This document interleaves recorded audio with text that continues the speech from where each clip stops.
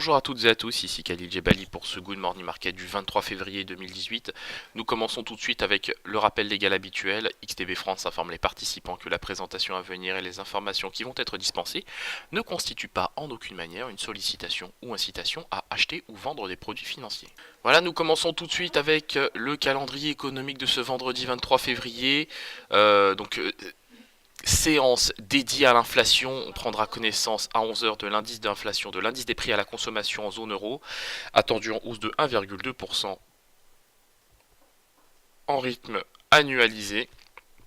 Même son de cloche au Canada, à 14h30 cette fois-ci, on s'attend à la publication de l'inflation toujours, en hausse de 1,4% en rythme annualisé.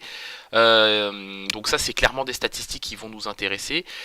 Plus tôt dans la matinée, on a pris connaissance, enfin à 8h, du PIB du quatrième trimestre en Allemagne, donc très bonne statistique, 2,3% en rythme annualisé au quatrième trimestre, donc c'est en ligne avec ce qui était attendu, donc c'est très positif.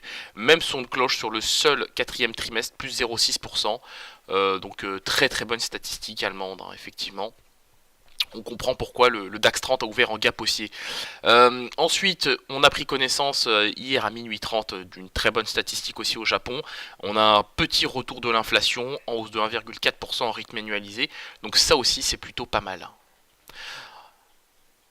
Du côté des États-Unis, on prendra connaissance à 16h15 du discours de William Dudley, donc je le rappelle, hein, c'est le président de la Réserve fédérale de New York. Lorsqu'il parle, souvent les opérateurs tendent l'oreille, et là je pense que c'est encore plus le cas de le dire dans le sens où on a des tensions, hein, sur le marché obligataire, hein, au niveau des dettes souveraines, ou des rendements des obligations souveraines plutôt je devrais dire. Et effectivement donc William Dudley, c'est un discours qui va clairement nous intéresser. La séance s'achèvera à 19h avec la publication de l'indice Bakerux d'activité pétrolière. Voilà, nous attaquons tout de suite l'analyse de la paire euro-dollar. Donc hier, on n'est pas passé loin de notre objectif. On allait chercher au plus bas de la séance le niveau des 1,2264.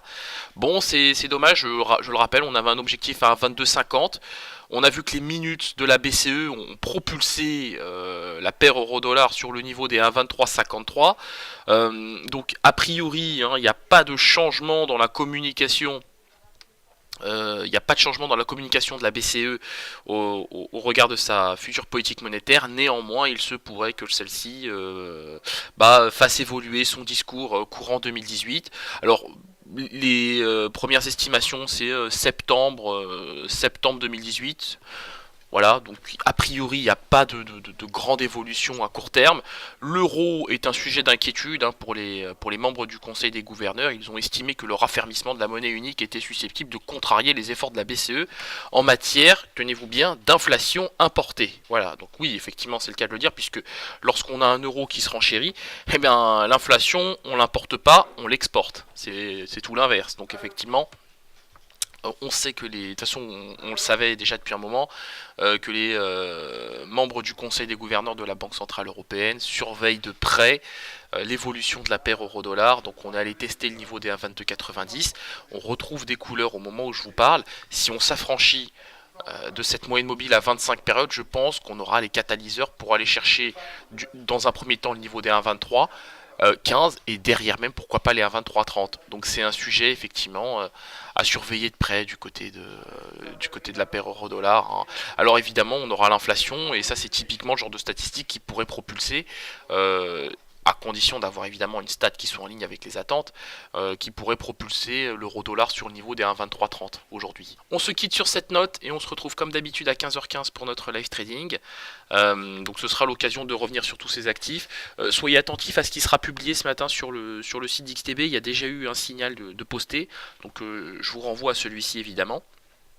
Et effectivement il y aura très probablement d'autres signaux à venir pour aujourd'hui, hein, sur les actifs que j'ai évoqués. Merci beaucoup et à tout à l'heure.